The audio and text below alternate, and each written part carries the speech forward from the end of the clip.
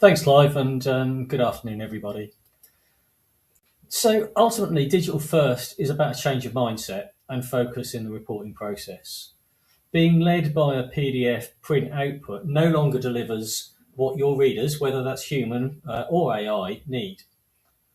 And firstly, it's a change to a focus on content, developing and tagging your reporting content in a digitally native environment, not a print-led environment, which can then be outputted to multi-formats with an accessible background source applied to them all.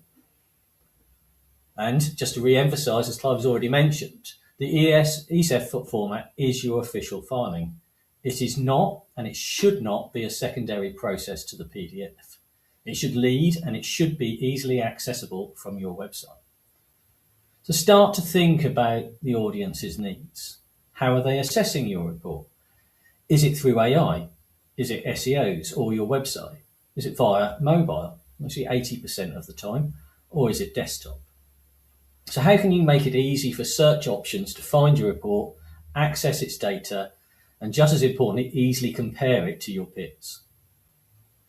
And finally, don't be scared by past experiences of convoluted and burdensome digital processes and add-on tasks. There are systems out there that keep the process of reporting familiar and in fact enhance the process experience and automate tasks while delivering multiple outputs, PDF, online, ESEF, without the extra need of processes like we see today. As Clive mentioned, a little later on this afternoon, you will hear from James from Oakley and Rory from Cortiva, who have both embraced the digital process, and we'll talk about the benefits they have experienced. But firstly, we're going to play a short interview with John Turner, CEO of XBRL International. As Clive mentioned earlier, XBRL International is a global consortium that manages and promotes the technical specifications that allow the digital preparation, exchange, and consumption of financial performance and compliance reports. John sets the scene from a regulatory perspective in the UK and internationally, and why digital reporting and XBRL are critical to AI. I hope you enjoy. Just give us a summary of the importance of that ESEF filing. Sure. So European and then UK regulators for public companies, so the securities regulators,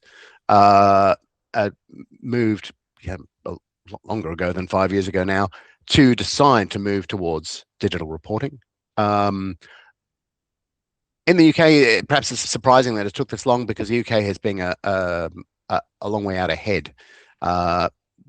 For listeners in the UK, you're probably aware that HMRC, the tax authority, has been collecting a digital and inline XBRL version of the financial statements for every company in the country, and that's every company.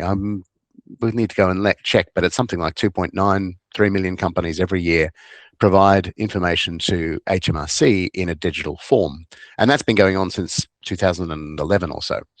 So it's kind of business as usual and old hat for accountants and many people in companies across the UK. However, the securities regulator had not moved in that fashion, but moving in concert pre-Brexit with the European authorities, they indeed developed the European Single Electronic Format. Of course, we now call that in the UK SEF, because that runs off the tongue too. United Kingdom Single Electronic Format, which is just a long way of saying XBRL, which I admit is not necessarily the easiest acronym. Just think of it as digital reporting. We think that the UK needs to follow in the footsteps of some other jurisdictions, ensure that the very first thing that comes out is the digital report, and indeed that it has complete coverage, so that it's covering all the notes to the accounts as well. But that's a policy decision, and these things take time. Do you think companies recognise the importance of their digital filing against, say, the PDF version? Oh, there's a big mixture. I mean, some companies really get it, and I think I've spoken to some issuers who understand the world that we're living in. We're living in an AI world, and if an AI has to consume information from a third party, from an information provider, well, that information is good. It's not necessarily exactly what it is that management has created, but that information is much better than if the AI is asked to go and acquire that information that sits in a PDF itself. And people do that as well. So companies that understand that sort of hierarchy of quality and hierarchy of truth, because we want a single version of the truth that comes back to the company, really do appreciate that not only is ESEF the official version of the report, but that is, as we go forward in an AI era, the only thing that matters. And what do you think, what's your opinion on the quality of ESEF filings in the UK? It started off moderate. It has definitely improved. It's improved very substantially. The exercise that companies need to bear in mind is that this information, even if it turns out to be historical information, investors and investors' models look at 3, 4, 5, 6, 7, 8 years worth of data at a time. So your information that you're producing today is going to be very important in 8 years' time, as well as it being important today. So issuers need to be thinking about whether or not they've gone through a process that ensures that people and systems can, in an entirely unambiguous manner, understand the information that's being consumed. There are other issues associated with, in particular, the mechanism by which the XHTML, the representation of the information, is captured. If that is being converted from a PDF, then depending on how that is done, you will find that the end result is not as machine consumable. The XBRL is not as machine consumable, and the HTML is not as machine consumable as we could all hope for. Are the companies putting the checks around the quality of the ESEF filing in the same level that they're doing on the PDF? I mean, some of them are, many of them are not. And take the cue from their users, and they will take the cue from the regulators. But it provides a really rich framework for people to do data quality checks, and not just on whether I got the right tag, but how that information compares with peers, how that information compares with the information you provided in the past, and indeed how that particular piece of information that's sitting on the face financials or in the notes of the accounts, or indeed before long in a sustainability disclosure, that information can be checked back to source. You can trace back to that information. There are plenty of systems that help people do that right now, and I think that those systems will become more and more intelligent. But how does XBRL and AI work together, or is there a conflict? No, we don't think there's a conflict at all. We think that once you get past the mental hurdle, and I'll come to that, you begin to realize just how important it is that machines have not just high quality information, but high quality definitions that are machine readable.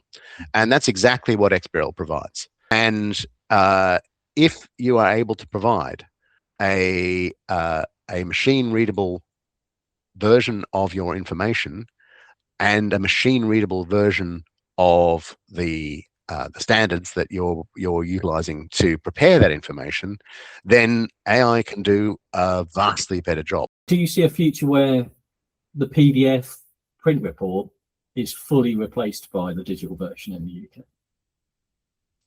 I do.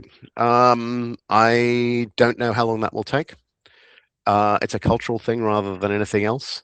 If you look at markets like Japan, like the United States, I mean, there's no PDFs in those environments. But I think it is very likely that people will move beyond PDF, because that's very, very difficult for machines to understand, and rely instead on fully structured information. So that means more tags in it than exist today, because that provides more information to the AI. But equally, that information will be more easily consumed, more dynamic, more interesting for the consumer. I think it's very easy. If you look at the breadth and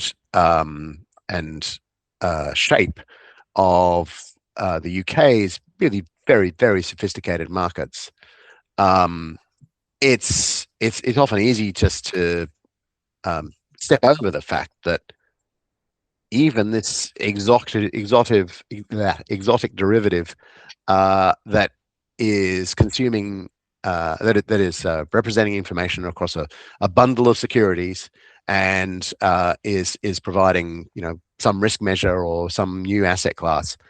All of that is actually based on some fundamental information that comes from companies. And I think it's very important that as we continue to have a growing and increasingly sophisticated financial market, we don't lose sight of the importance of the fundamentals. They're called fundamentals for a reason.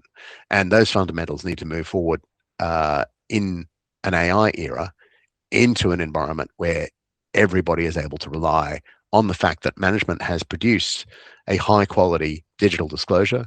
They have done that first. They didn't produce a PDF first, and that idea of a single version of the truth is what becomes the platform on which everything else sits. I know John's joined us on the call today, so thank you, John. And I'd really like to thank you for talking to us. I know you're a very busy man, but I'm sure it has created a lot of questions that people would like to ask at the end of the webinar.